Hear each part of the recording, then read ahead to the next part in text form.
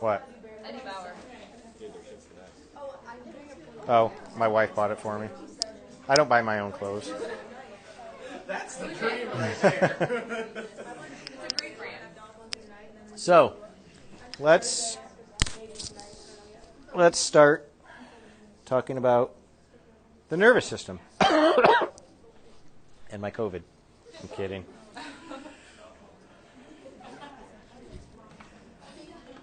All right, so we're going to begin with the embryo. Like in PA school, you're not going to get a whole lot of embryology like you would get medical school because we don't have the time for it. But with the nervous system, I think it's important to mention the embryo because we still use some of those terms to describe parts of the brain in the adult. So, of course, you all brain structures come from what we call the neural tube. And so when you hear of babies having neural tube defects, it's a result of a defect in this embryonic tissue, which then translated into the nervous system. Okay? So the way it's organized is from the way they refer to it really weird. Rostral to caudal, front to back. Rostral to caudal. So if you see those terms, that's what they mean. Front to back, rostral to caudal. So at the very top, so follow the white, then the yellow, then the pink. We have the prosencephalon, which then becomes the telencephalon, which is what we refer to as our cerebrum. And sometimes they still refer to it as the telencephalon. So if you hear that term, they're talking about the cerebral cortex. Just below that, so these are different levels of organization. Just below that, which is going to become our diencephalon, is the diencephalon. All right, so that's one that hasn't changed at all. So we still refer to it as a diencephalon. That's going to contain our thalamus, our hypothalamus, pineal gland, those kind of things. What is that? Ew. All right, mesencephalon, anytime you hear that word M-E-S, that means middle. So that's referring to the midbrain. So we're going from the cortex down, midbrain, pons, medulla, and spinal cord. Okay, so these are the embryonic tissues that they're derived from. And I will refer to some of these back and forth, like telencephalon, cerebrum, diencephalon continues, and so on. So be familiar with those embryonic structures and where they formed in relation to each other. All right, how this is organized. The nervous system is very much like a feedback loop. All right, so it's important to, if you don't remember negative feedback, and based on the conversations I've had with you already, it seems like you do have a good concept of negative feedback. Nervous system organized the same way. We have a sensory division. You sense something, cold air. That goes up to our central nervous system. That processes that. I'm feeling cold air. And then back down to the motor system. That causes me to keep my hand there because it's cold air and I'm hot. Okay? So it's all a feedback loop. Sensory to central, back down to motor. We always have an input. We have to process that, and then we have to have an output. Is our output always necessarily motor? No. Our output could be other things as well, such as realization of something, which then triggers motor responses. For example, my alarm clock went off at 7:45 and I have an exam at 8 o'clock. Right? Sensory, in our ear, we wake up, look at it, we don't have a motor response, our brain goes, then that triggers a motor response. Right? So it's not always strictly a motor response. All right? So that allows us to make some kind of change in our environment. All right? We sense something in our environment, we process it, we make some sort of change. All right? As far as function goes, so that's structure-wise. Function-wise, we have 3 levels of CNS function. spinal cord, lower brain, and higher brain levels. All right? Spinal cord level is basically all of our reflexes. Okay? And if they only go through the spinal cord, do we have to think about them for that to happen? No. All right? However, realize that the spinal cord is also this conduit. Like, I have a sensory receptor in my hand, has to go up my arm, into my spinal cord, then up to my brain, right? But within the spinal cord itself, we have these circuits that allow us to do reflexes. One of them is a walking circuit. If we cut off our head while we're walking, we're still going to walk for a few steps. Like chicken with your head cut off, right? So that's because within our spinal cord there are walking circuits. There are withdrawal circuits, right? Nick's hot. Psst, ow.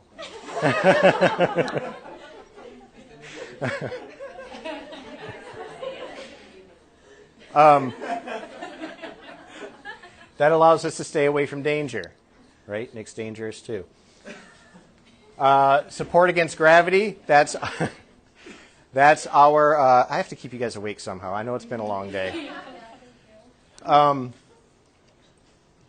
Like posture, like just me standing here, muscles are constantly contracting back and forth, so I stay upright, okay? You don't feel it because it's under conscious control, because it's working through our spinal cord. Then, of course, reflexes that we've talked about. Then we move up to the lower brain level, all right? Lower brain level includes all of these areas, right, which we would refer to as the brainstem and up to the diencephalon. All right, brainstem up to the diencephalon. These are going to be involved in autonomic activities. All right, blood pressure, respirations, feeding, okay, all of those kind of things. Those are controlled at the lower brain level. So if we stop there, we can walk, we can have reflexes, we can control vital functions, all right? But we also have cortical level, all right? So that's when we consider the brain proper, like that cerebral cortex, that big 3-pound thing that's in your head. All right, keep in mind that the cerebral cortex never just functions alone. We can't just think about something and have it operate on our body without the lower brain centers and spinal cord being involved. Okay? So our brain, even though it seems this way sometimes, is not disconnected from the rest of our nervous system. All right? We remember things there. We think about things there. We associate and integrate within the cerebral cortex. All right? So that allows us to take information and build a world for ourselves, or at least an understanding of our world. Okay? So that's a cortical level of control. But does that mean that I can control my blood pressure by thinking about it? No. But if I think about something that stresses me out, can that affect my blood pressure? Of course. All right, so that just kind of shows the chain of command there.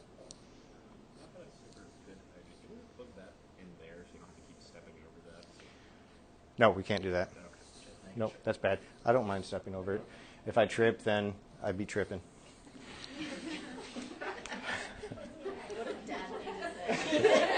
I'm a dad. That's actually the running joke in our house. My daughter will trip over something. I'm like, Anna be tripping. Dad.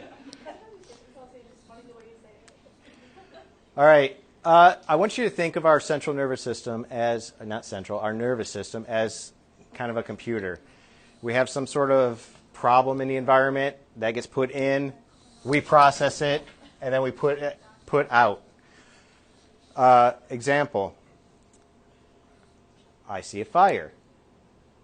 I don't want it to burn my house down. How quickly can I realize that and get a bucket of water and pour it out? pretty quick, right? What? Okay. So that's an example of we have a problem and we output to solve it. All right. In order to nervous system's living tissue, so we have to have a blood supply to bring in nutrients and to take away waste. All right. So cerebral blood flow, CBF, is really, really important for the brain. And you guys have, I think we talked about. Have you talked about it in anatomy yet? It's for tomorrow. That's for tomorrow? Okay. So you get a preview today. We have this thing called the circle of Willis in our brain. So we have two sets of arteries coming up. We have the internal carotid arteries here, and then we have the vertebral arteries here coming up into our brain, feeding different branches. They go out to our brain. But if you notice, they're all connected to each other. All right, we're not going to talk about the connections here because that's an anatomy thing. But realize that they're all connected to each other so that if we have a blockage, let's say in one of our internal carotids, because of this circle, we're still going to be able to get blood flow elsewhere. All right, so really important safety mechanism to ensure that the brain, which has a relatively high blood flow for its size, because it's very metabolically active, doesn't go without blood. All right. Cerebral blood, CBF, is really tightly regulated based on the needs of the brain. All right, and we'll talk about how that's regulated on the next slide, I think. So it's based on metabolic demand. So if we are using our eyes very intently, we're going to have a increase in blood flow to the occipital region, for example. And I think there's a proof of that. Yeah, on the next slide. They actually did this experiment in cats. It's interesting. So they took cats. They were measuring cerebral blood flow. Then they took a light, like your pen lights, shined it in the cat's eyes. And what they noticed was cerebral blood flow in the occipital region increased by a lot, right? Showing that because we were activating the eyesight pathways had to be much more metabolically active, therefore they're going to get an increase in blood flow relative to, let's say, ears or motor cortex, something like that. All right, then they stopped, went back down. Okay, stopped shining the light in the eyes. There's a question at the bottom. What do you think has a higher blood flow? Wait, first of all right, we'll ask that question. What has a higher blood flow, gray matter or white matter? Second question, what is gray matter and what's white matter? What's gray matter? No. That's white matter. White matter is your myelinated axons, so the wires. Gray matter are the cell bodies and dendrites where the connections are occurring. So, which one of those do you think receives higher blood flow? What did you say? Gray. Gray matter. Because that's where the processing occurs. That's where the cell bodies are. That's where the living portion of the cell neuron is. So they will receive the blood flow, more of the blood flow than white matter does. Not that white matter is not important, it's just not involved in as much activity as the cells are, the cell bodies are.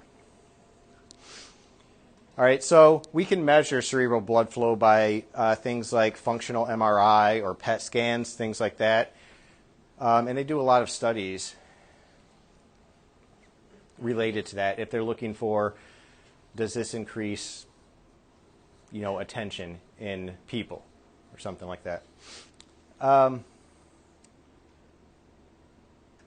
a big proponent. most of you know in here know I want to go into psych nursing as a provider. You ever wonder why we can get EKGs and we can get Dopplers on our heart to figure out what's going on, but they won't do EEGs and they won't do PET scans and they won't do fMRIs to figure out why depression is going on or why somebody has anxiety? So I'm a really big, and I suggest you be this too, a really big advocate for we need a reason why this is happening to diagnose it. Stop throwing fucking meds out there that are putting, for months, putting these people in a weird state, right, for something that's not going to work for them. In genetics, you guys are going to, at the end, talk about the genetic profiles. Like you can do a genetic test that will say, for certain liver enzymes, what do you process, fast or slow, which will determine which drugs are going to be better for you. All right. As providers, especially if you're going to be a generalist, think about that. Think about that information. Tell your patients if they come in for depression, I want you to get a genetic profile, and that will help us decide what drugs you're going to go on. All right? So those kind of things are going to be really important for the future of medicine and diagnosing, especially things that are occurring in the brain. Okay? All right, back to cerebral blood flow. That was my soapbox. Cerebral blood flow, like any other tissue, is controlled by metabolic factors. If you have an increase in CO2, that means the brain is going to be more metabolically active. What are precapillary sphincters going to do? Ooh, you just had this test. If your brain is more metabolically active, the occipital region, what's going to happen to the precapillary sphincters in that region? They're going to relax. More blood's going to go there. Okay? So, CO2, hydrogen, oxygen, high, high, low will help increase cerebral blood flow. All right. You also know, this was in the first 2 weeks of the asynchronous weeks, that you have a bunch of, Jesus, I'm lacking the word, glial cells, glial cells, right? Those cells that are not neurons that are helping the neurons do their job. One particular glial cell called an astrocyte is really important with regulating blood flow. So these green things right here, these are the astrocytes, and you notice they have appendages that are wrapping around the arterioles going into the brain. So what happens is, the theory is, you have a neuron that's firing, and it's releasing an excitatory neurotransmitter. This one just happens to be glutamate, right, which is one of the major ones in your brain. You have an astrocyte right here that has a dendrite-like appendage, which is also picking up that glutamate. That signal gets transmitted through the astrocyte and will go to where it's surrounding the blood vessel and release prostaglandins, for example, that will help dilate the blood vessel. Because the neurons are saying, we're more active. The astrocytes are picking that up and saying, all right, neurons are more active, we need more blood.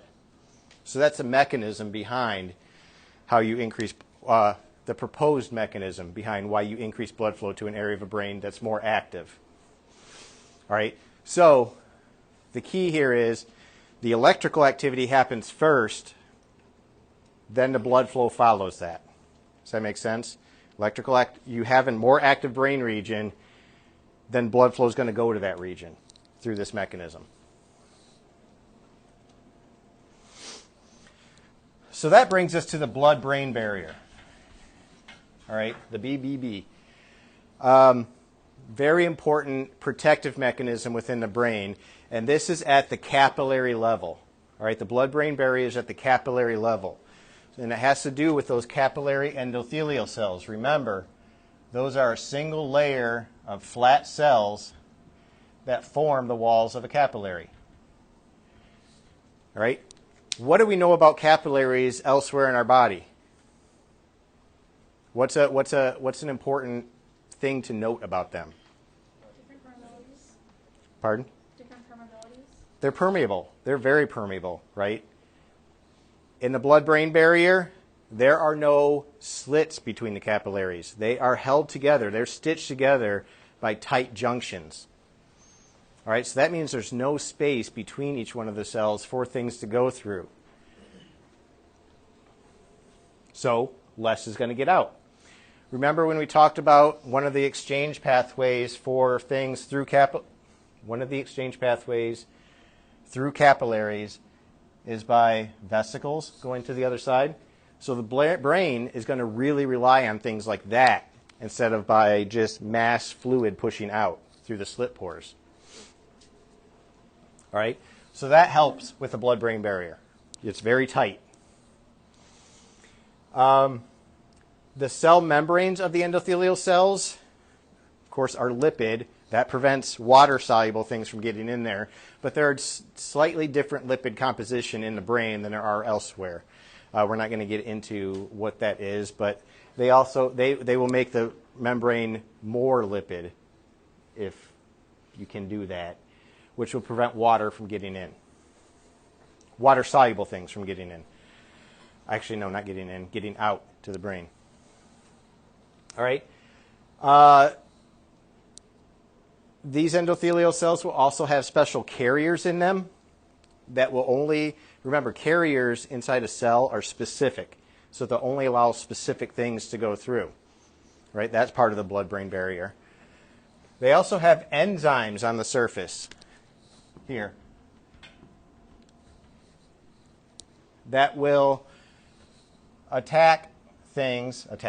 they will bind things and remove them from the circulation so they can't get into the through the blood, the endothelial cells, all right, which then protects the brain from those substances. But these cells, like any cell in the body, have a lipid bilayer, so fat-soluble things can go right through. But within the cells, they also have pumps that take some of those fat-soluble substances that the brain doesn't want and puts them back into circulation so they get carried out. So a lot of things go into that blood-brain barrier, and it's all happening at the capillary endothelial layer level.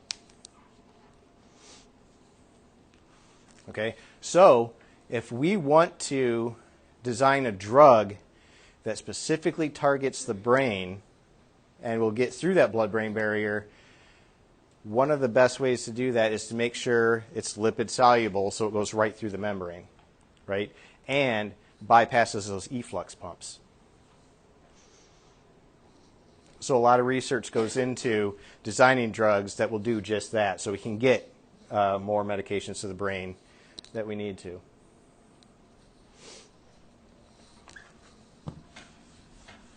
All right, protective coverings of the brain. Again, this is more of an anatomy thing, but be aware, multi-layers of protection. You have a scalp, you have a skull, you have a dura mater, you have an arachnoid mater with a subarachnoid space, and a pia mater. Right? All of those are protective layers for the brain. All right, the ones we're concerned about for physiology in particular are the arachnoid layer and that subarachnoid space. Why? Does anybody know what's in there? CSF, cerebral spinal fluid. Good. All right, so that's a pathway for CSF to circulate through.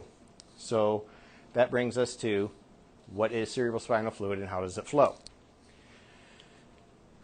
All right, the primary function, one of the primary functions of CSF is to provide a cushion for the brain so that when you go to a heavy metal concert and you're rocking your head out, I can't do that anymore, my brain hurts. you don't damage your brain because you have this cushion, fluid cushion that's protecting it. So literally your brain's kind of floating there, okay?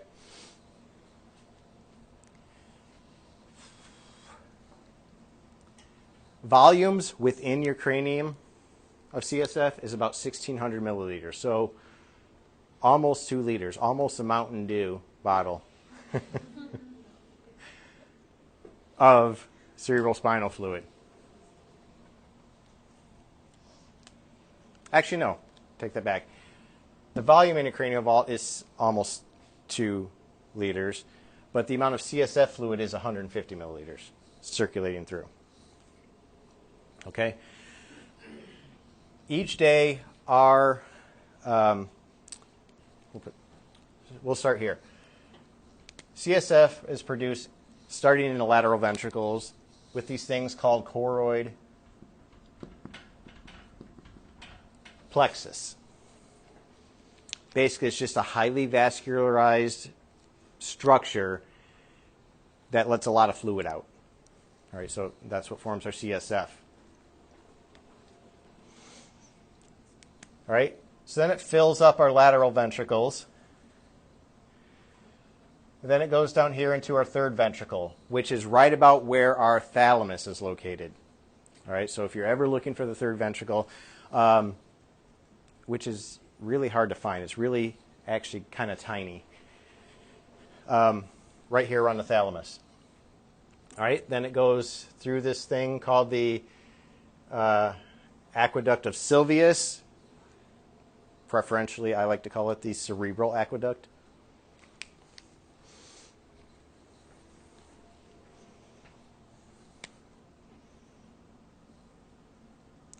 Where are we? Down here into the fourth ventricle. Then it goes through this median aperture, enters this area right here called the cisterna magna, and then goes and surrounds the entire brain by filling up the subarachnoid space. All right? So that's how it flows. How does it get out? Well, in the subarachnoid space, you have these little arachnoid granulations. All right? And notice that they go into this pool of venous blood, dural sinuses. All right? So that CSF gets reabsorbed in those dural sinuses and then put back into circulation.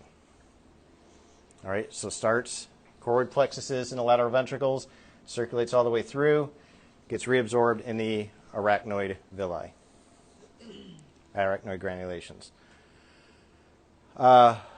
What I didn't mention is that it also goes down to the spinal cord, all right, because our spinal cord is also bathed in CSF.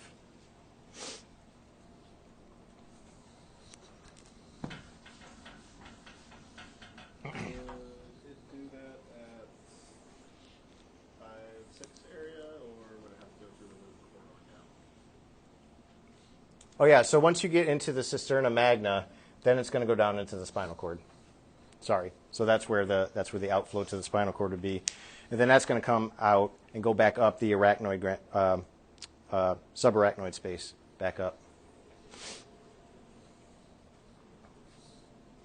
So, no CSF flow.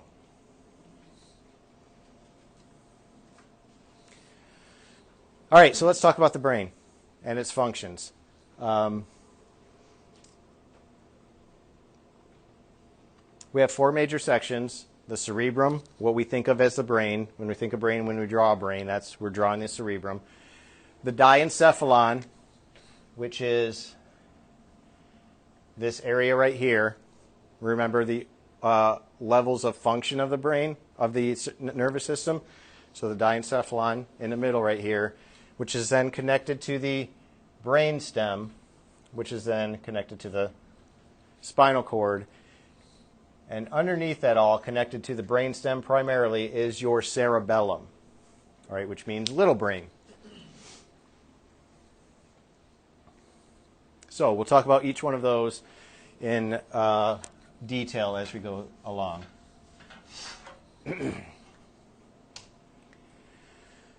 All right.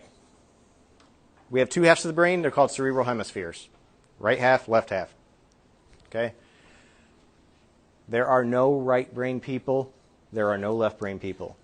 Research now shows that we use both sides pretty much equally. So the whole left brain, right brain hypothesis, if you subscribe to any of that, it's horseshit. I actually have proof of that. I should have wrote a paper, published pedagogical research. I used to do with my undergrad students, have them fill out a thing to determine if they're right brain, left brain. And almost every student in every class, they're 60-40, 50-50, 55-45. Nobody was 90-10, which kind of proves the point, right? They're like, I thought we were right brain or left brain. I'm like, guess not. Can you be more analytical than somebody else? Of course. Can you be more creative than somebody else? Yes. I'm not creative at all. But that doesn't mean you're left brain or right brain dominant. All right.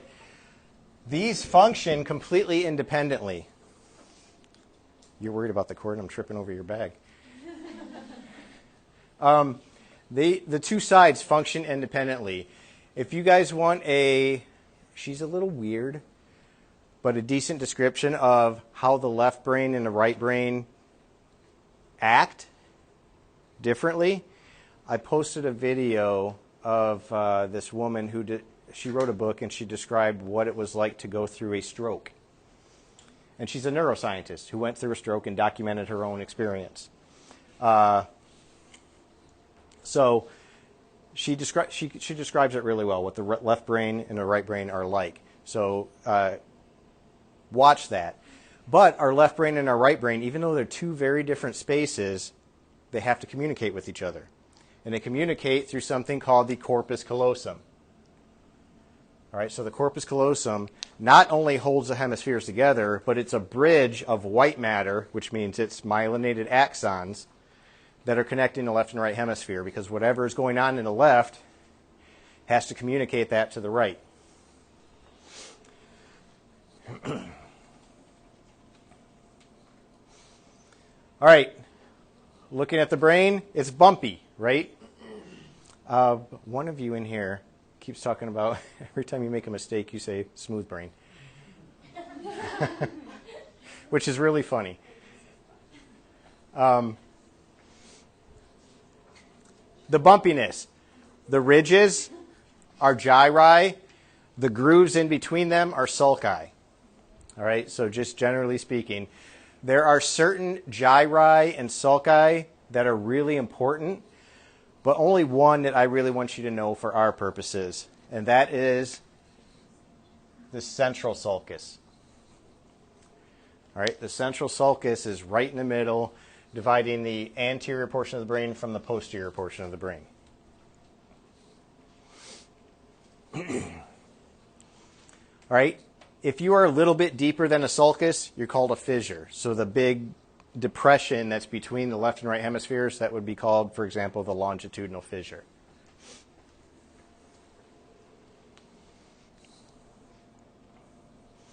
All right, just because it's up here, there is an actual term for smooth brain, and that's called lissencephaly. Like some babies are born with no wrinkles, no gyri on their brain at all. It's very smooth. They don't live very long, unfortunately. Well, it's probably fortunately, because they wouldn't have a very high quality of life. All right, the lobes of the brain. If you're familiar with the bones of the skull, you're familiar with the lobes of the brain. You have go ahead. Sorry, so do the ridges and all that, does that increase surface area, kind of Yeah. the bones of the brain? So the question is, do the ridges, the gyri and sulci, increase surface area? The answer is yes. The more folded your brain is, the more processing power you have. So it's not how big your brain is, it's how folded it is. And they always go back and look at Einstein's brain as the example, that his was really folded. All right.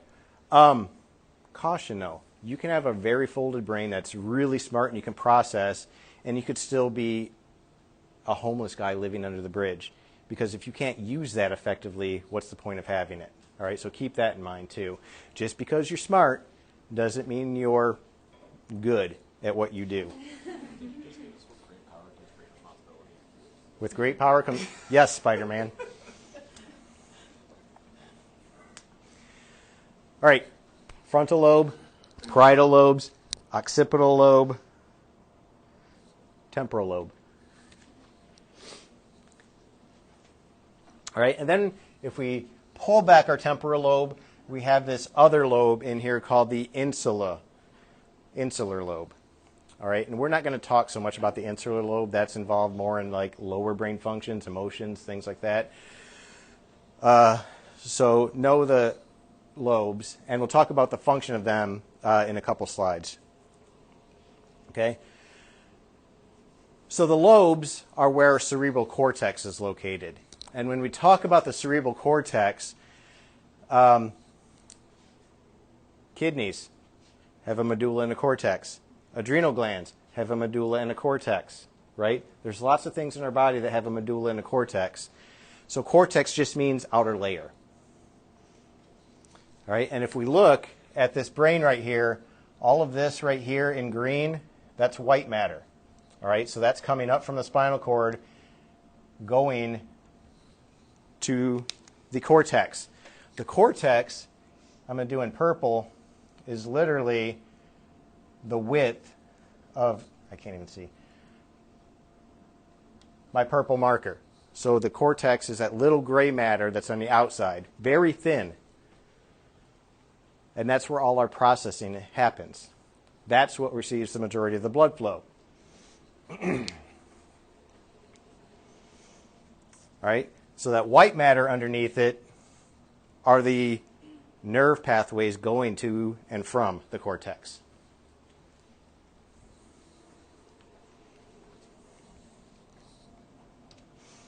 All right, so strictly speaking, the cortex is just that thin layer of gray matter on the outside, which is why you need I want to say squishy cushion, a liquid cushion right there, because you want to buffer that against damage because it's right there on the outside.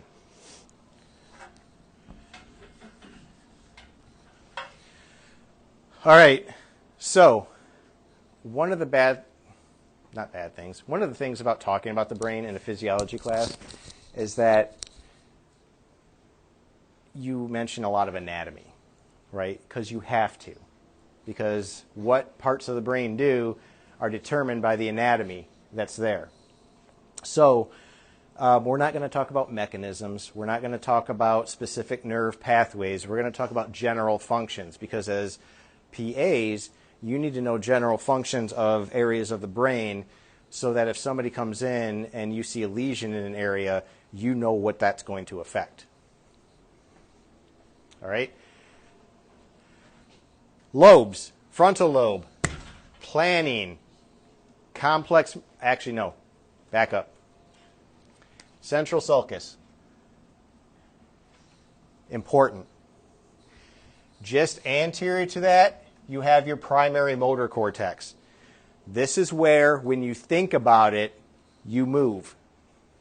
Okay, primary motor cortex. When you think about it, you move. You do something. You control your muscles. Just posterior to that is your primary somatosensory cortex. That means if I feel a tickle in my big toe, it's going to go to that area. Okay? So, that says that everything in front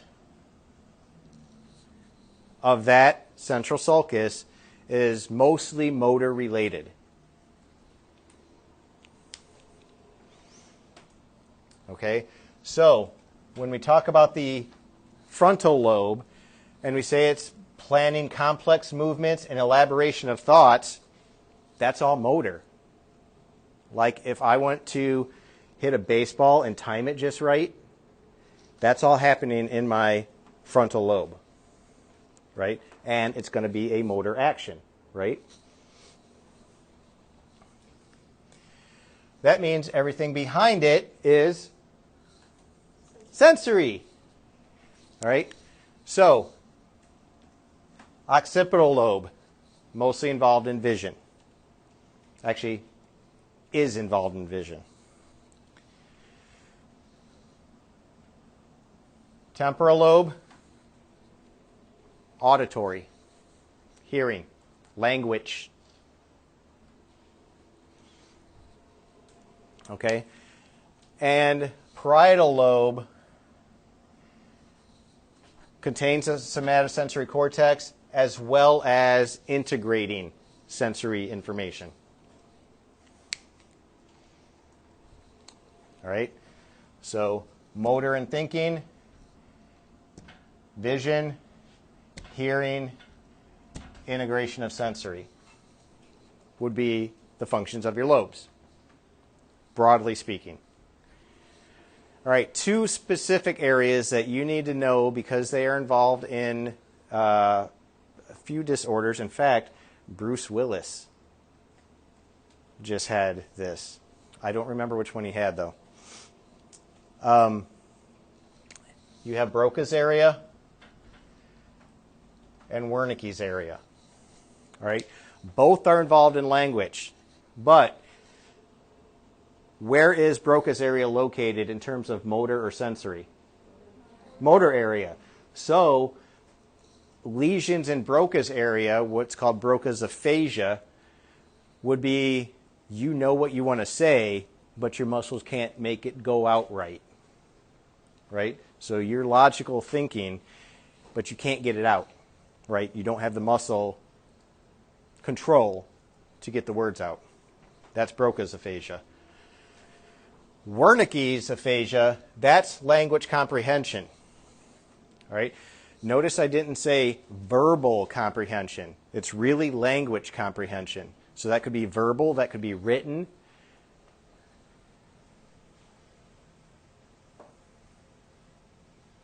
I'm trying to think if there's other forms of language. Sign language, I guess. Language comprehension. So, if you have Wernicke's aphasia, lesion in that area, your motors works fine, but you have no idea what you're saying. Like you have no, you can't get the words out because the words are jumbled in your brain, right? Even though, so you may want to say it's raining outside and you say, Chinese food sounds good. Huh? Do you know any good places? Bangkok Kitchen. Bangkok Kitchen is really good. That's on Dussel Drive. If you say something weird like that, like, do you know that you said something weird? It depends on the level of the lesion. Mostly no.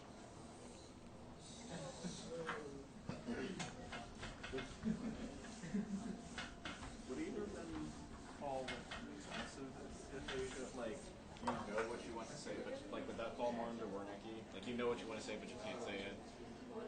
That would be Broca's. That is Broca's. Right. Okay. This devolved into Chinese food talk. No. That's spooky.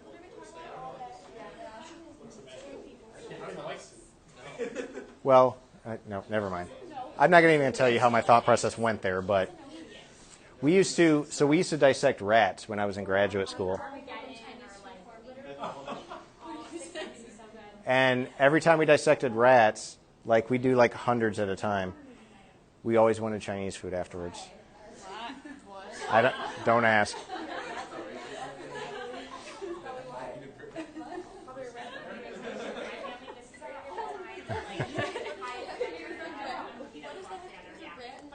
All right, so that's a general overview of the functions.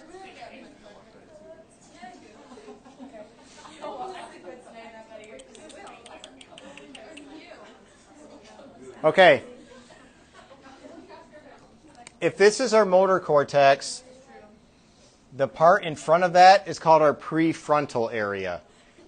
All right. Sometimes the language used in neurology is a little weird. Like you have your frontal area. So what does prefrontal mean? All right. Prefrontal area is just really the front of your frontal lobe. All right. That is where intelligence is located. That is where, if you guys are actually listening and thinking about what's going on, ow, I just got a headache. It's happening in the frontal cortex. So if you were to do an fMRI, increase blood flow to that area, right now, if you're paying attention. If you're not paying attention, you're not going to. It's like I could do an fMRI on each one of you and see who's paying attention.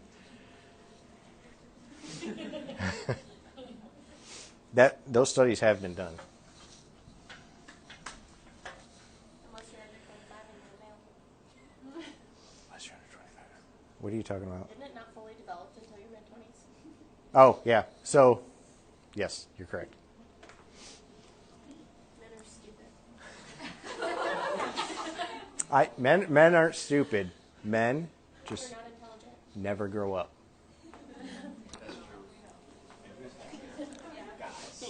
Huh? Yep. I'm. Like I was just thinking. I drive a minivan. I didn't want a minivan.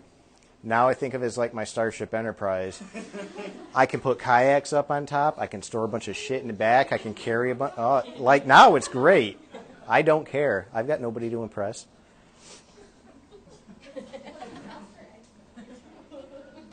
Oh, but what I was thinking about my minivan, I was like, I like to play my music loud. I should get new speakers in here and just like deck it out. Take your wife on a date. Your minivan with speakers. Do what? Not country music. All right. So, remember we also said that the frontal area is for planning, right? So, responsible for concerted thinking in a logical sequence. I need to do this, this, and this in order for this to happen. Right? If we have damage in the prefrontal area, don't go diagnosing yourself. Damage, inability to keep track of simultaneous bits of information. All right? Just because you can't do that to the level you want doesn't mean that you have damage in that area. All right? Easily distracted. All right. So if you're easily distracted, that, again, doesn't necessarily mean you're damaged. What they see is that if you have damage in that area, these are some of the consequences. And you would know by seeing a person who has damage and you think you can't keep track of things, watch them. Okay, so it is a legitimate phenomenon. All right. Other functions of the prefrontal area are listed here, basically planning, things like that. Despite the fact that I said that there's not like a left brain, right brain ability to do things, our left hemisphere is geared towards language-related activities. 95% of the population of the world, the left hemisphere is dominant for language. So, Wernicke's area, Broca's area, more well developed in the left hemisphere than it is in the right hemisphere.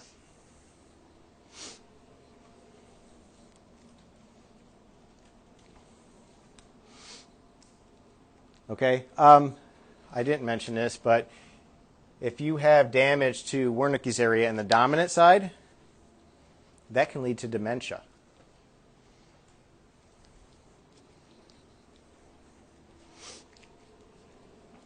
All right, so what's the other side do? Well, it's quiet. It doesn't think in language. It thinks in pictures, symbols, things like that. All right, but in order to make things whole, you have to communicate across that corpus callosum. All right, so non-dominant side, sensory intelligence. Again, music, feelings, sensory feelings, pictures, things like that. That's why they call it the creative side. Actually, in that video, she calls it the pot smoking side, I think. All right. So we have a pretty good idea now of what different areas of the brain do. We're going to focus now on the primary motor cortex. All right. And in the primary motor cortex, this is the lateral portion of the brain, and it goes all the way up, and it goes, pretend that's on the other side, right? So how would we do that? Dot, dot, dot, dot. On the other side, okay? So that tells us that on the lateral side, near the temporal lobe, that involves muscles in our mouth, face, tongue, jaw. It goes up, lips. Then it goes down to our neck, thumb, fingers, trunk, legs, feet. Down in the middle would be genitalia, anus, things like that. All right, so it's all mapped out from the lateral towards the medial, and that's on both sides. All right, what they call that, you guys have probably seen that picture, the motor homunculus, where you have that little man and like that has a tongue and a big feet and things like that. So that shows us the levels of control of this motor cortex area. Just in front of that, we have supplemental and premotor areas. All right, so these ones, if these are general gross movements, these would be more specific movements. Okay, the supplemental areas, more specific movements like hand skills. All right, we can control our hand, we can move it, but if we want to be able to write on our little devices and take notes, that's going to involve our supplemental area in that region where the fingers are located.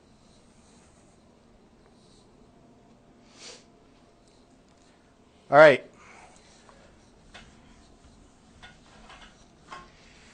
This slide looks complicated, but it's not. What you see right here is a map of the cortex. So this would be layer 1 out here. This would be layer 6 down here, right? So layer 1, 6. Okay? And each one of the cerebral cortex is divided into these discrete layers that if we stain with different types of stains, that's what this is looking at here, you can see a very distinct pattern of neurons which defines each layer. All right, so there's a layered organization to the cerebral cortex. So it's not just that chunk of, it's not just like a random chunk of neurons, cell bodies in the cerebral cortex. It has very specific layered functions. Our motor neurons reside in layer 5. Okay? So if we're looking at the motor cortex and we're looking at the function of the motor cortex, we're going to see firings when we, I want to move my arm, coming from layer 5. If we, you can't visually see this. Like there's no imaging technique to this day where we can actually see the different layers firing. But we can stick probes down in there and get electrical signals from each layer. That doesn't give you a picture of what's going on, but it gives you at least there's electrical activity going on there. All right, so in layer 5, we have these great big, where are they? It's on there. Great big pyramidal cells in layer 5. And those are the ones responsible for, it's right there, giant pyramidal cells, responsible for firing the motor impulses. All right? It takes about 50 to 100 of those firing at once to create a motor movement, a muscle movement.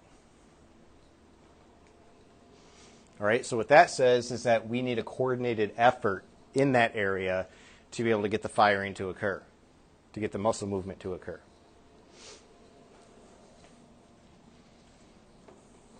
All right. So on this slide, be familiar with what we call the laminar structure. Laminar means layer. Laminar structure of the cerebral cortex, and the fact that motor neurons are coming from level 5. But they can communicate up and down to other levels as well. All right, so we know where those motor signals are coming from within the primary motor cortex. Where do they go? All right, so you fire them off and they go down to the muscles. We have direct pathways and indirect pathways.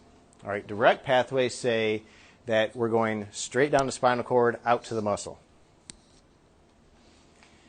Indirect pathways mean we're going to go to a couple different areas of the brain first, and then we're going to go down to the muscle. All right? So the direct pathway involves the cortical spinal tract, and that's going to be really important to know that, the cortical spinal tract. All right, that's responsible for detailed movement. So again, you're writing right now. Your ability to write would be coming down our cortical spinal tract. Right?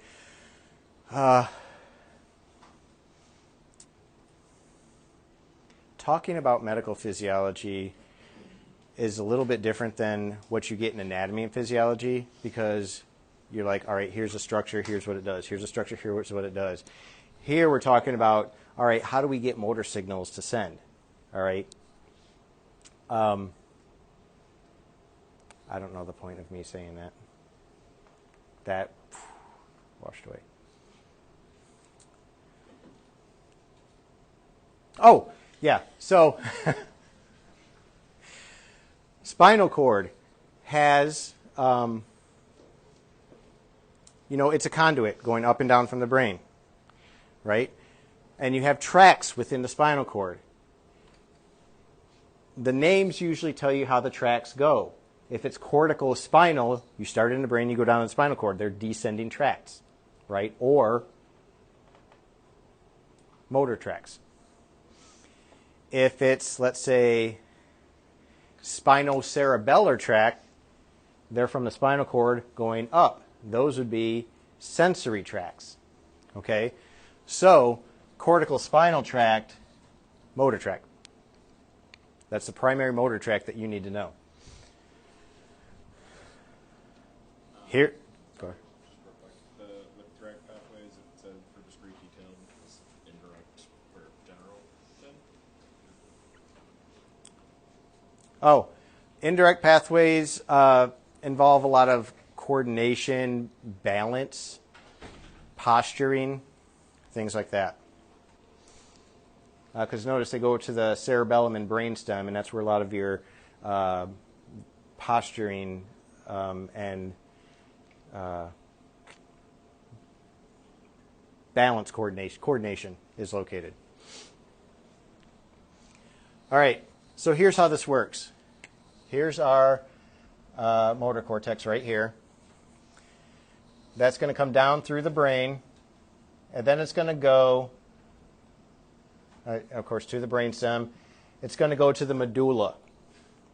Once it's in the medulla oblongata, they cross over. Okay, there is a specific spot in the medulla called the pyramids where nerve fibers from the cortical spinal tract cross over. Crossing over is called decussation. Crossing over is called decussation. So if you see that word, that's what that means, to cross over. What that means is whatever I'm thinking on the right side of my brain is going to control my left arm or left leg. Whatever I'm thinking on the left side is going to control my right.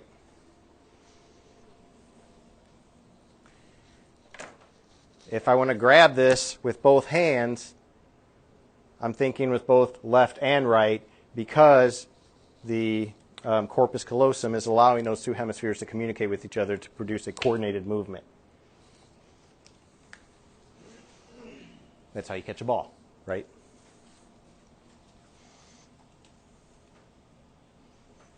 Okay, and then it's usually called the lateral cortical spinal tract.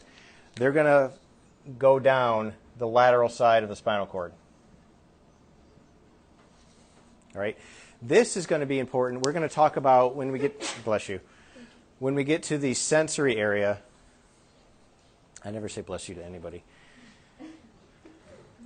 You're welcome.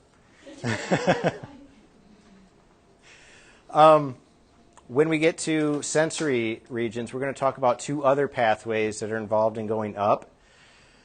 And there are certain, and I get to lecture about this to you in your Clin Med class. You have certain where it's called Brown-Sequard syndrome. Have you guys ever heard of this? Where you damage one side of the spinal cord, but then that produces really weird effects. Like you lose motor activity, and you lose one sensory, but you still have another sensory active. Okay, so it's important to know with this coming from the motor cortex, going down, crosses over at the medulla, then runs down the spinal cord. So it's important to note that it crosses over at the medulla.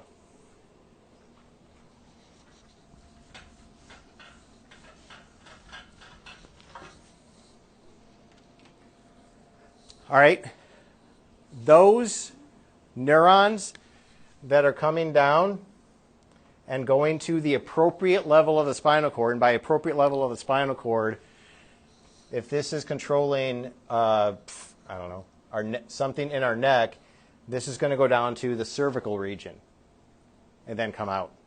Or if it's controlling our legs, it's going to come down and go to the lumbar region and come out the lumbosacral plexus. Okay? So that's what we mean by appropriate level. Right? And they're going to send excitatory signals. Those in green that are going from the brain down the spinal cord, those are called upper motor neurons. Because in Clin Med, you're also going to have upper motor neuron diseases and lower motor neuron diseases. Okay? And they have very different manifestations beyond the scope of this class. All right? So what would our lower motor neuron be then? If our upper motor neuron is coming from the brain down to a synapse in the spinal cord, what would our lower motor neuron be? Spinal cord to wherever. Right. Lower motor neuron would be, different color, spinal cord to muscle. All right? So know the difference between what an upper motor neuron is and what a lower motor neuron is. Upper motor neuron is strictly in the central nervous system. Lower motor neuron is coming out towards the muscle. All right. Coming off of these motor neurons, we also have collateral branches. They're going to go to different areas of the brain, such as the reticulospinal nucleus. They're going to synapse in the anterior horn of the spinal cord and send inhibitory signals. Okay, so you have inhibitory signals that will go out to these muscles as well, because ultimately you need both excitatory and inhibitory. I want to pick up a heavy weight. I want to excite my biceps, but inhibit my triceps, or I'm not going to be able to lift that weight if both are activated. So we need inhibitory pathways as well, and that's coming from these collateral branches.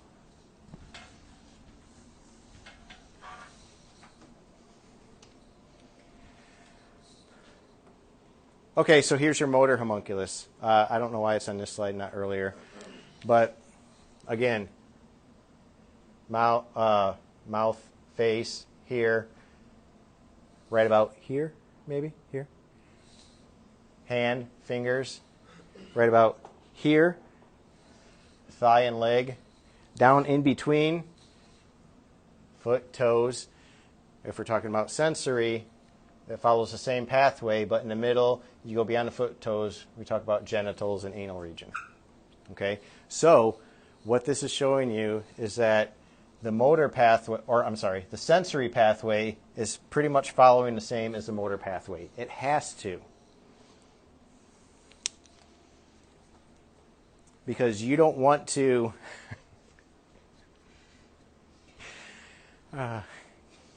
you don't want to touch something hot with your hand and have your leg kick out.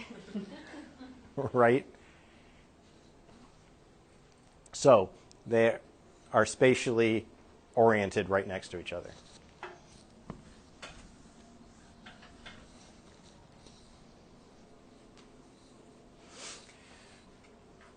All right, so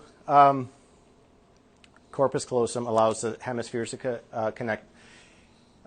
communicate with each other. What time? We started at 1:30 today, right? Yeah. So it's like 1. We go till 3:30. Okay. Do you need a break, or do you want to just keep going? All right, I'll keep going. Do what?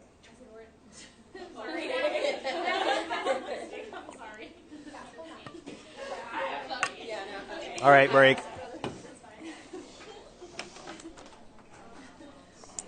There's spots where I can speed up, so.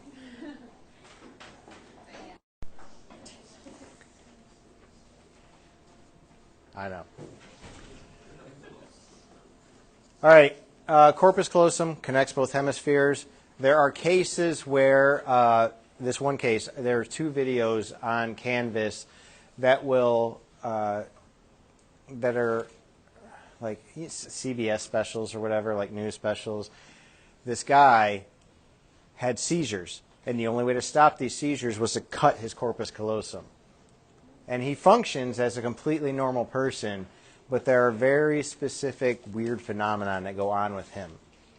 Like, because, you know, we have this crossing over effect, so what happens here should control here, but if you cut that corpus callosum, it's not going to quite work as well. Okay, so watch those videos and you be able to, for example,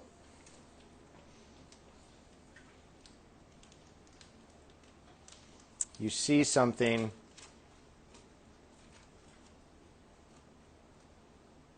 I'm going to mess this up. Watch the videos. My brain is not at a place where I can functionally talk about this at the moment. I feel like you guys do, I promise. All right, diencephalon. Diencephalon, that's, so we talked about the cerebral cortex. Now we're getting down to lower levels of the brain. Again, surrounds the third ventricle. So remember I said the third ventricle is right about where the thalamus is. So the thalamus is part of the diencephalon. It contains the thalamus, hypothalamus, limbic system, and pineal gland. All right, the limbic system is really hard to describe where it's located, and you can find it on the anatomage table, but it'll take you a long time to get it to a spot where it looks, all right, I understand what this looks like. So if you don't get where it is, think of the middle of your brain, and it's kind of around the sides of it. All right, so let's talk about each one of those, what they do. Thalamus. I want you to think of thalamus as a relay station. Do you guys remember seeing old movies or pictures like this where telephone switchboard operators, somebody call, this is how it used to work, call on the telephone, how may I direct your call? And then they literally plug it in so it would direct your call to a certain place. That's what the thalamus does. All right, so the thalamus takes in sensory information coming from your body and determines where in the cerebral cortex it goes. All right, and this is a map of all of the pathways coming from the thalamus. So notice that it's going to different areas of the brain. So it's organizing information. So that's another way to put its function. Organizes information. Is that mapped via electrical signals? Is that mapped via electrical signals? No, those are actually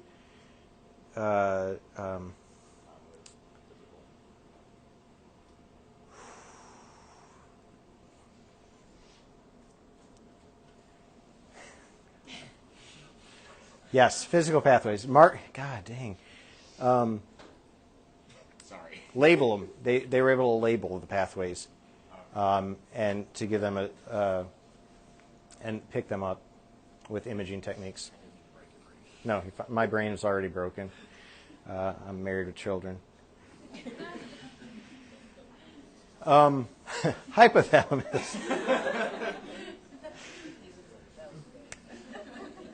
So here's here's a thalamus right here. Hypothalamus below it.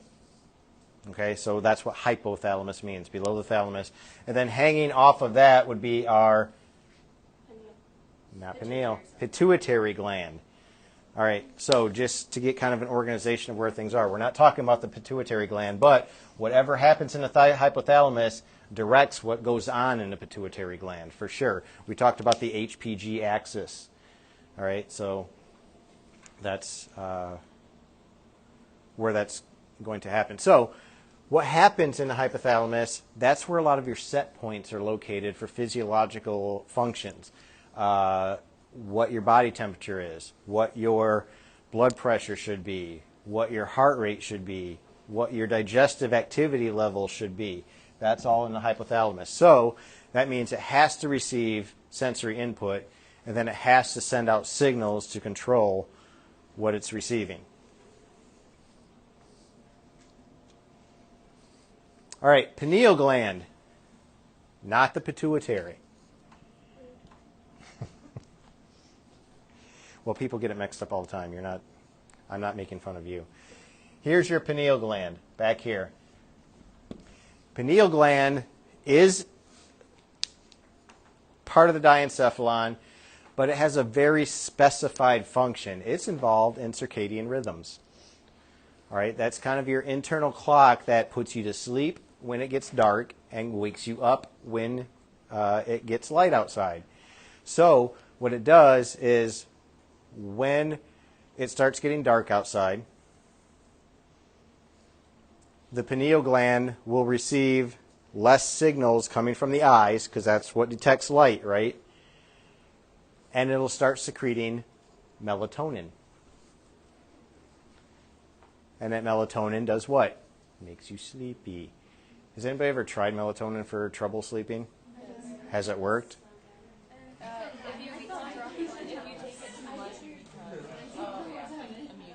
Right. Or some people it doesn't work at all. I felt drunk one time. First time I took it, I woke up and I was like, That'd be a great feeling. That'd be a great feeling. I mean, that means you got a good sleep. So, when it gets light outside, even though your eyes are closed, they're still detecting light, right?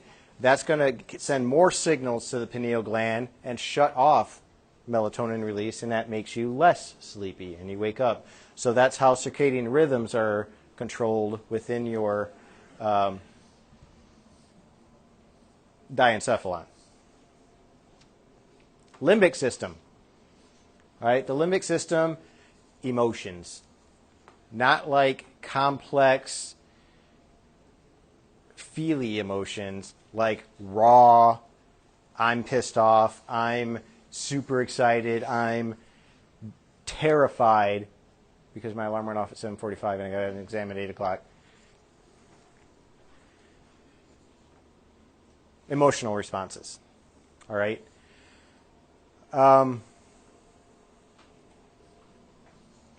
Like these.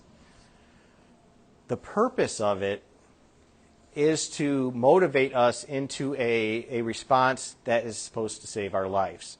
So way back when we actually had danger out in the wild, when we lived in caves and stuff like that, a bear's coming, right?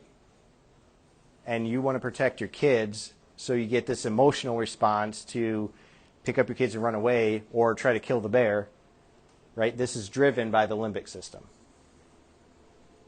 All right, and they think that it, again, is derived from increasing your chances for survival. Turns out the limbic system also has a small part of it that's involved in smell. That's the amygdala.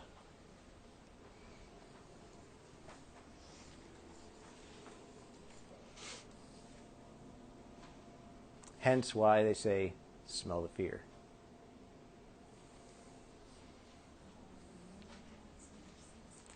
All right, hippocampus.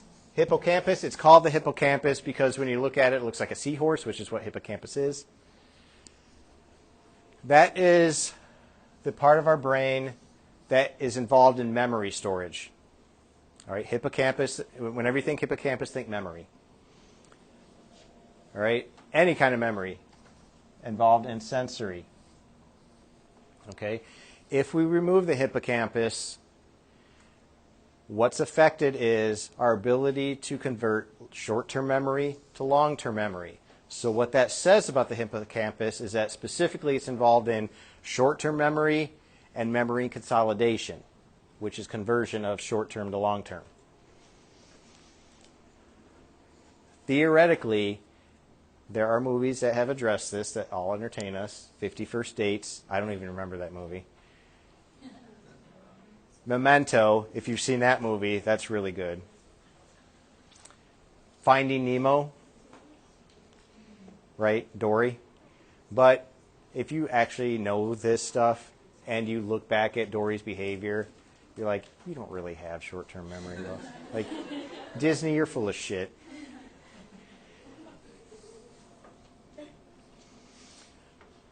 All right, so that says that if it's involved in memory consolidation, without the hippocampus, we don't have long-term memory, right? Because we don't have that structure to put it. So where is long-term memory actually stored then? Where do you guys think? If it's not in the hippocampus, but the hippocampus is important for converting short-term to long-term. No? The rest of our cortex, right? Certain areas of our cortex, we have a lot of cells up there and a lot of connections. So what the hippocampus does is it puts those memories up into the cerebral cortex where there's a lot more storage space. So the hippocampus would be like our RAM, and the cerebral cortex would be like our hard drive.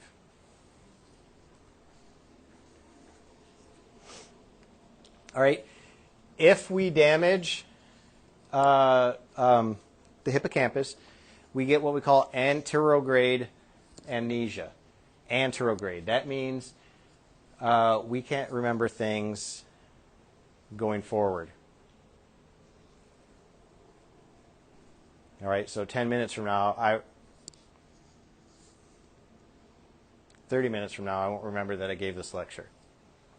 That would be anterograde amnesia.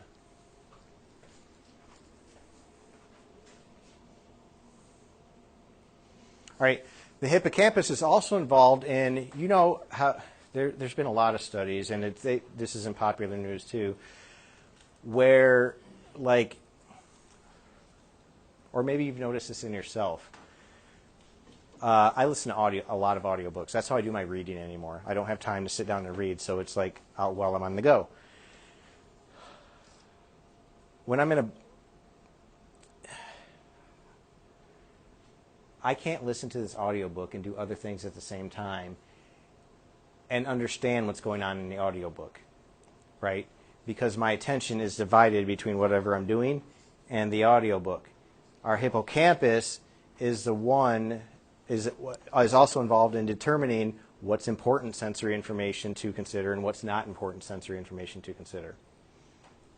Okay, so if I'm doing a lecture for you guys and listening to an audiobook and I get really engrossed in what I'm putting together for you guys, I missed 3 chapters of my audiobook.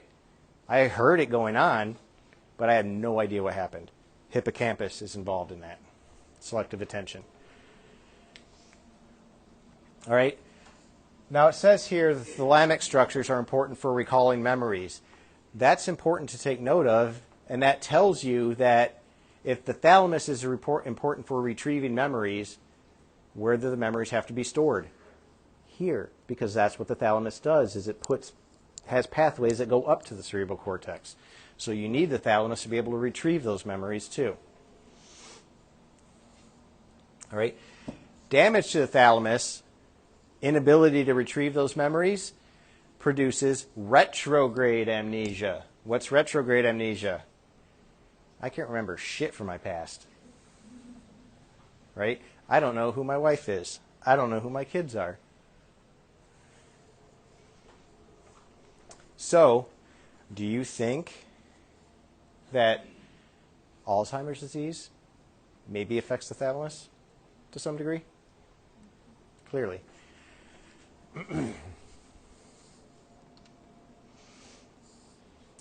All right. So, what is memory, though? The big answer is nobody knows. We're still trying to figure it out. There's a lot of theories that try to figure out, or a lot of theories trying to state how memory works, but nobody actually really knows how it works for sure. But we do know that there are different types of memory. And in your neuro exam for physical examination next semester, one of the things you have to do is ask your patient to recall different types of memory, which will determine where different dysfunctions are located. Okay? So immediate memory lasts for seconds or minutes. So you go to your patient and say, all right, I want you to repeat these words back to me. Orange wall table. Orange wall table. Okay? If they can't do that, they probably have some hippocampal dysfunction, or probably even lower than that. Short-term memory lasts for days to weeks. How do you do that? Say, all right, I want you to take these words, orange wall table, and remember them. And then you do some more parts of your physical exam and say, I gave you 3 words earlier. Can you repeat those 3 words back to me? Okay? That's short-term memory assessment. Long-term memory assessment, that memory consolidation, what's stored in the cortex here, I want you to tell me a story from your childhood. But when you're asking for this information, it has to be something like if it's a guy and he's there with his wife, she can verify that because he could tell you anything, right? And that you wouldn't get accurate information from it.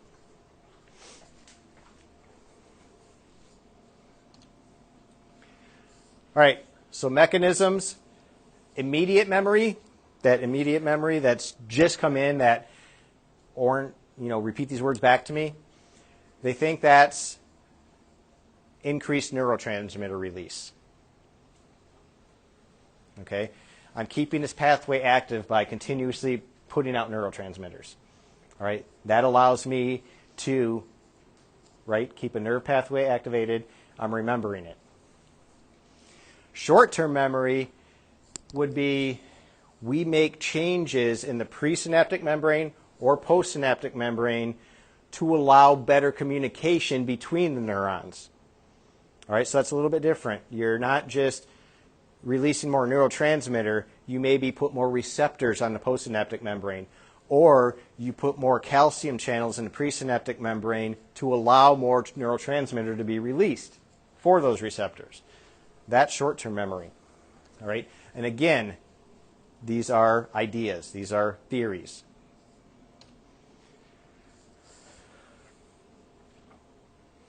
All right, the more we repeat a pathway, the more changes are going to happen in the pre- and postsynaptic membranes, and the stronger that connection becomes. So the theory goes that the stronger connections are going to be more likely to become long-term memories.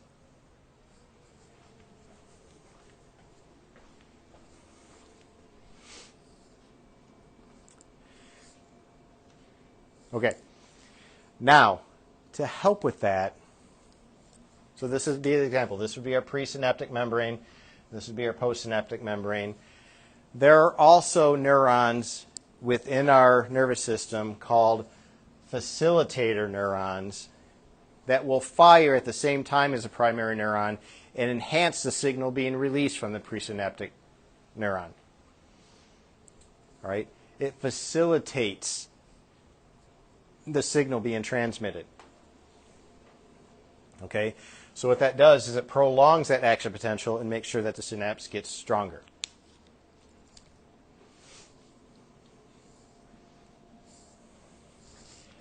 All right? So far what we're talking about is up to short-term memory. If we want long-term memory, that means literally we have to have new synapses formed and new connections being made. Okay? Particularly in the cerebral cortex. And that's only going to happen if those pathways get continuously activated, which is why the whole basis for how do you remember things? Repetition. If you want to remember this lecture today, you got to study over and over and over and over again. But do you guys have to do that? Maybe not, because you've already had this in previous classes, some of it, right? So there's less to remember. You've already have. Now I'm reactivating those pathways, so it's much more likely you're going to remember them. All right, I basically skipped or said all of this stuff. Let's go to basal nuclei. Basal nuclei. Remember, you have spinal cord coming up to the brain, and it's branching out to the cerebral cortex. That's all white matter. You have small islands of gray matter within that white matter called the basal nuclei or basal ganglia. All right? And there are three components to this.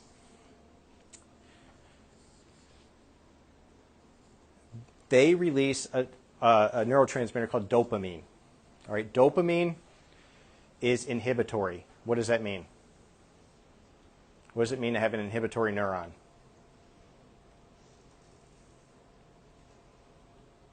It doesn't excite a pathway. It shuts off a pathway, blocks a pathway, inhibits a pathway. All right, so dopamine, inhibitory pathway.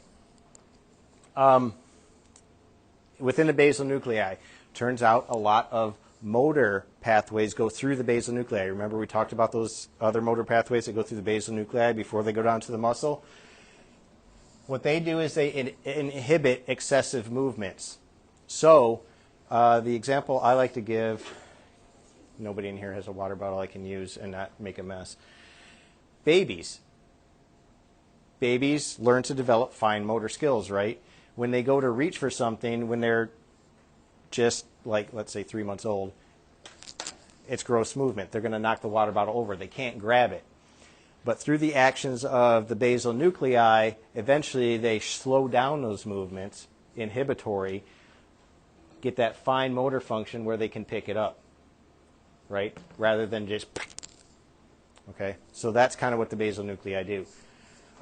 You can see that with Alzheimer's patients. Alzheimer's patients, not Alzheimer's. What am I thinking of? Parkinson's disease patients. They have these real jerky movements because the basal nuclei aren't working properly, so they're not able to get that fine motor function working like it should. All right, brainstem. So now we've moved from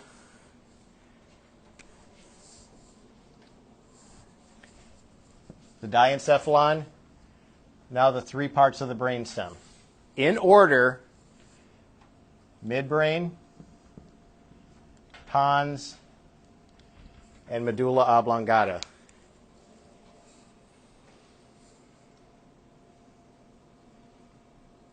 Okay, in order to get up to the brain or down to the spinal cord, you have to go through the brainstem. All right, so it's an important area for relaying information. All right, what does the midbrain do? Okay, mostly visual and auditory reflex actions. Visual and auditory reflex actions. So I hear something coming from the right side of me, and I turn my head in that direction. That would be an auditory reflex.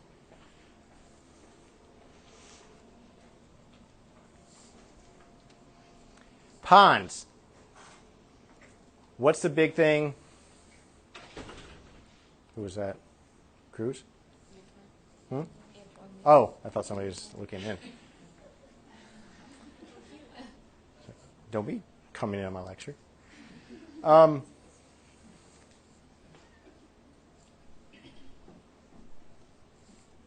Make sure I'm recording. Ponds. We've already talked about that when we did the respiratory system. Remember, that was respiratory areas in the ponds. Has that pneumotaxics area that regulates breathing. All right, so think of ponds as regulating breathing.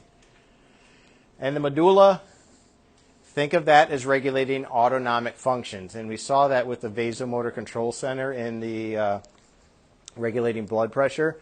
So not only do you have that there, you have the cardiac center, which, depending on how you group them, can be considered part of the vasomotor.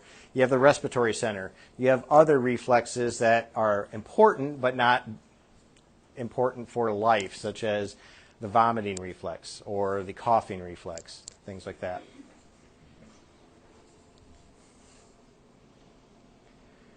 All right, the other thing that happens in the medulla that you guys already saw is that you have these tracts and they cross over in the pyramids. So on the inferior border of the medulla oblongata, that's where that decussation occurs. All right?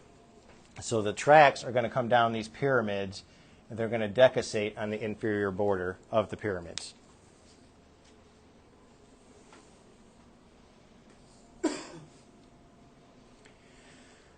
All right, this I'm going to go over very briefly.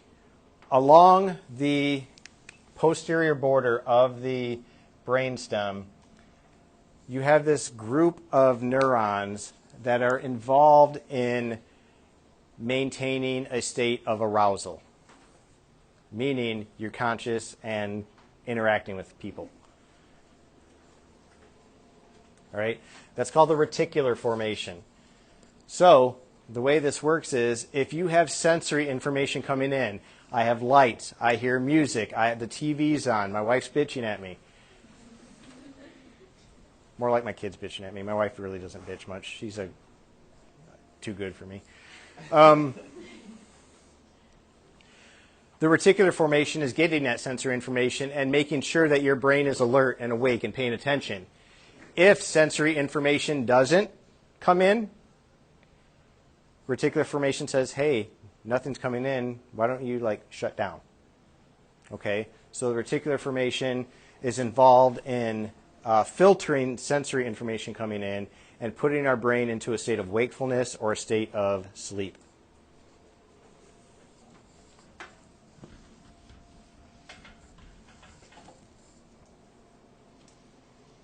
So what is sleep? All right, so that's the last thing we're going to talk about is sleep. And let's practice. All put your heads down.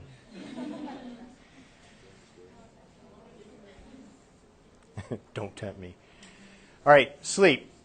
Unconsciousness. All right, the state of not being conscious. But we want to differentiate sleep from being in a coma or sedated by drugs. Sleep you can be aroused from. Coma, you cannot. Okay, that's an important distinction.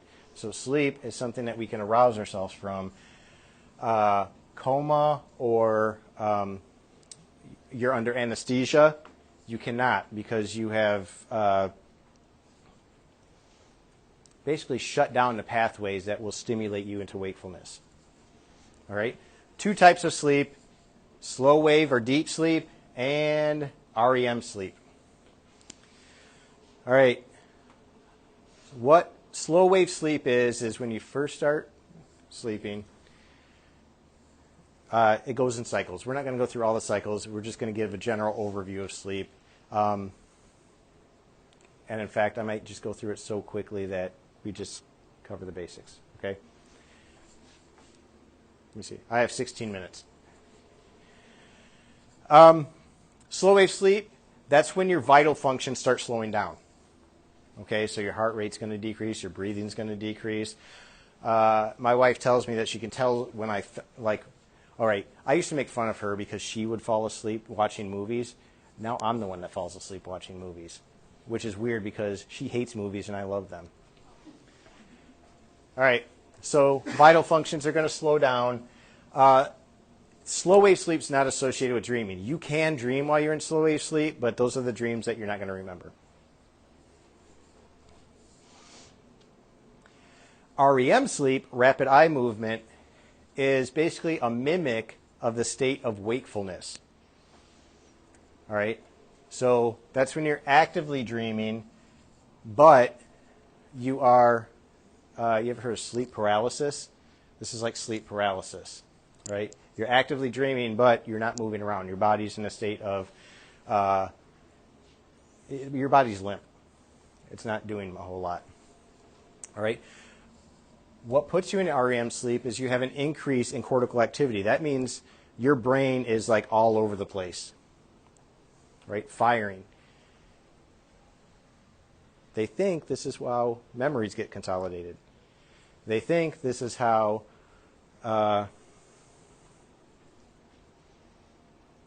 muscle memory is achieved, right?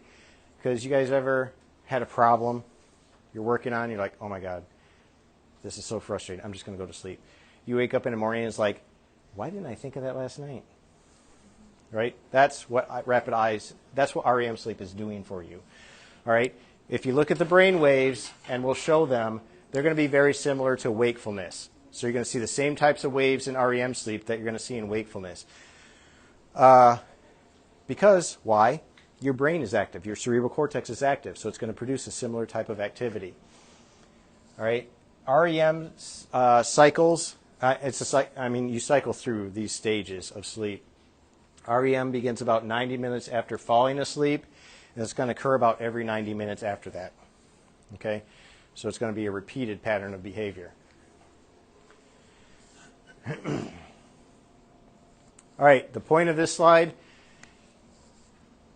up here, that's what your brain waves, like if they were to put patches all over your head and measure electrical activity while you are sitting in class, this is what it might look like if you're awake and paying attention. During REM sleep, notice they look very similar to each other, right? Those are called beta waves, right? Alert, awake, electrical activity. They're rapid.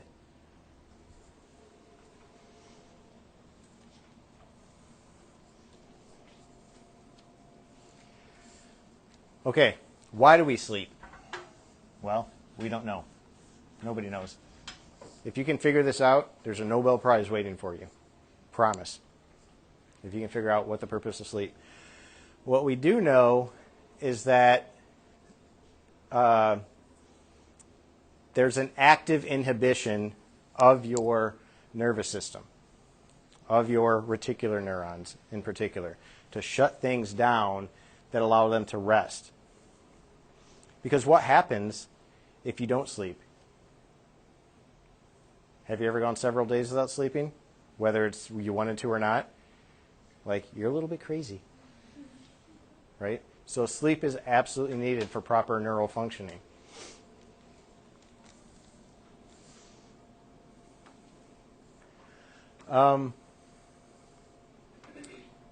We're not going to get into that. Okay. One of the things they think happens is that to make us sleepy, aside from the circadian rhythms, aside from the reticular activating system, the accumulation of certain peptides in our brain kind of put us into this state of sleepiness. Okay? These are called muramal peptides. All right?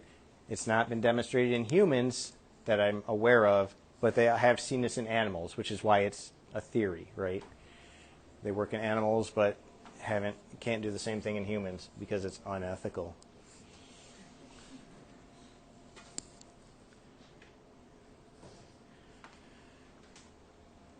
All right, again, function of REM sleep, we don't know. We think it's memory consolidation.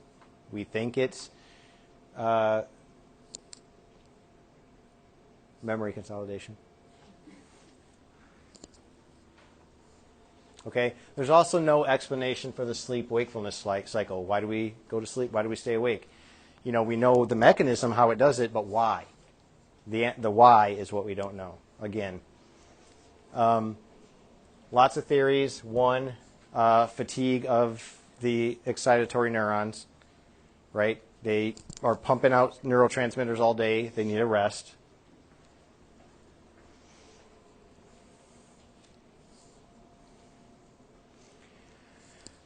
Physiological effect of sleep. It's interesting. What has been noticed throughout research is that a sleep has very little effect on your physical body. In other words, if you go to sleep and don't go to sleep, your physical body remains pretty much the same. But if you go to sleep or don't go to sleep, your brain is highly affected, right? So physical body, not so much affected. Central nervous system is affected. We talked about the altered mental states, paranoia, psychosis, things like that. In fact, that's a way, one of the ways that they torture people is they keep them awake, right? No, please let me sleep. It's legit. All right, that's all about sleep. I know it's cheesy and stupid, but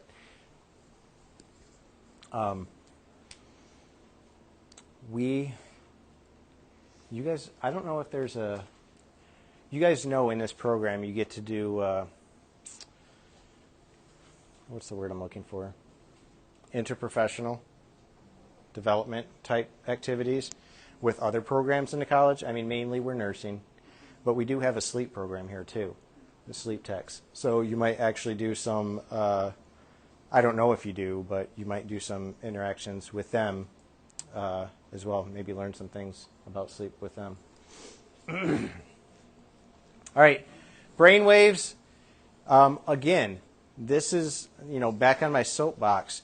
If we want to understand what's going on in the brain, let's get some pictures. Let's get some electrical activity. Let's actually do some things that will get us a picture of what's going on instead of guessing.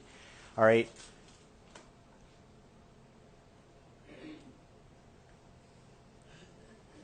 Psychology is stupid. The reason I say that is because psychology assumes that whatever's going on with your personality is something on an ethereal plane that's not based in organic function. But everything that's going on with your personality, your thought processes, comes from the brain, right? There's no soul that's guiding this. I'm not saying you don't have a soul. I'm just saying there's no soul guiding this. So it's organic in nature. So let's frickin' look at it, right? We look at the kidneys, we look at the heart, we look at the liver, we look at our colon. Let's look at the brain, okay? So brain waves are also important. So these are what, if you guys get to interact with some of these sleep people, this is what they do. They put these electrodes on the brain for sleep studies, all right? And they measure electrical activity throughout the evening. And they're looking for slow wave. They're looking for REM. They're looking for repeating patterns of this stuff, okay? So what I want you to know is the different types of waves that you're going to see, okay, and what they mean. Because alterations in those waves could mean different things, all right, depending on the pattern of behavior. Unless you go into neurology, you're probably not going to get too much into this, but at least be aware that they occur. So I have a picture down here of what the waves look like. Here's the description. So on this slide, alpha waves and beta waves. All right, alpha waves, slower resting state. So you guys, you go home, you sit in the couch, no TV or anything on, you're just sitting there resting, eyes open. Okay, that's going to produce alpha waves. So it's wakeful rest. Beta waves are all right, I'm going to turn on the TV, or I'm going to start reading something, or I'm going to listen to music. Okay? Then you're going to have beta waves going. So that's going to be intense mental activity or stress. You're going to argue with your kids. Okay? The difference between them. Here, eyes are closed, all right? So eyes are closed here. We open our eyes, or so that's alpha waves. Eyes open, beta waves. Our eyes close, we turn back to alpha waves. So again, just because your eyes are closed, remember that you're on the couch, you're chilling. You can have your eyes open or closed, but you're in a state of restfulness. But as soon as you start concentrating on something, you're going to get that beta wave activity. Okay? And you can stimulate that by just with your eyes closed versus eyes open because you're seeing stuff. You're processing now. All right, theta and delta waves. These are really interesting because theta waves theta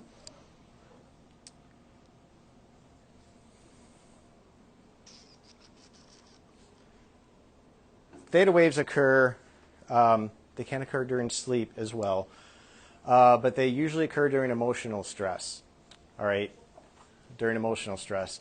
But they also think that theta waves are responsible for a consolidation of memory as well. They think that if you produce theta waves while you're learning something, that's going to help you remember it better. Okay, that's not on the slide. I actually did some research on this in Illinois. Didn't work, and I never got anything out of it and got kicked out of the lab because I didn't produce anything. It's because their fucking equipment didn't work. Actually, and that's true. It wasn't. There was another guy that went in and started messing with their equipment, and he's like, I've been doing this for years, and this is crap. Like, no wonder why you never got anything. Anyway, then I went back and started teaching. Delta waves are the other one. Delta waves, those occur during deep sleep. They're going to be the slowest waves that are going to occur. So, here's your alpha, beta, theta, delta. Quiet wakefulness, alert wakefulness, frustration, deep sleep. Summary. The last thing we want to talk about is the cerebellum. All right, the cerebellum, it's going to be involved in a lot of muscular activity, involved in equilibrium, balance, and posture. Okay. Also involved in motor learning. Since just for me to stand here requires muscles being activated and inhibited back and forth constantly, that's all going to be regulated through my cerebellum. All right, so what that says is that our cerebellum is in a constant state of activity. In fact, a neuroscientist that I worked with when I was in Illinois said that it's a noisy place. It's a very noisy place electrically because it's constantly getting stimulated. All right, we have two hemispheres of the cerebellum, like we do with the cerebrum, so a left and a right. And then in the middle, we have this thing called the vermis. All right, like the vermiform appendix. You have the vermis in the cerebellum. Vermis means worm-like because it looks like a little caterpillar.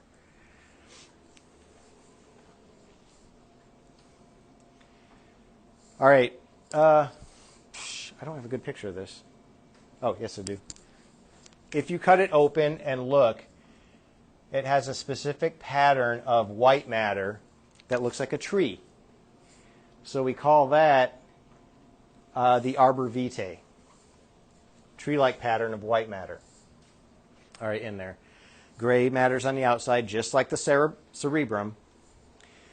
And then there are three areas of nerve tracts that will communicate with the medulla, or I'm sorry, the midbrain, pons, and medulla oblongata. And that's called our inferior, middle, and superior peduncles, meaning little feet, because they look like little feet to somebody.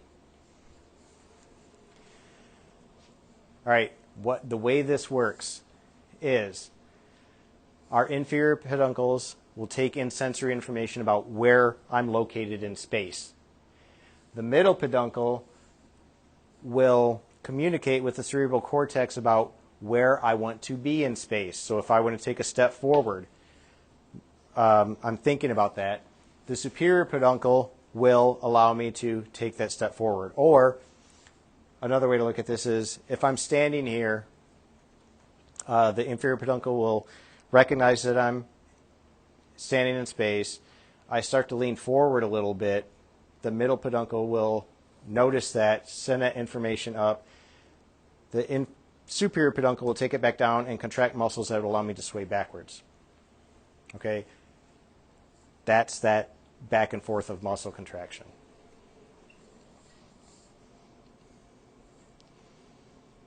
All right, and this is just a lateral view showing that it's connected to these different areas of the brainstem. So nothing new about that. And we're done. Whew. 1 minute over. I know. So, it's a lot of information, right? Like always. That's not new. But we took something that should take, probably a couple weeks to go over and did it in 2 hours. So what I'm expecting is more surface level stuff as opposed to like digging really deep. If you want to dig real deep and you have the time to do so, go for it. But I'm expecting surface level stuff. All right?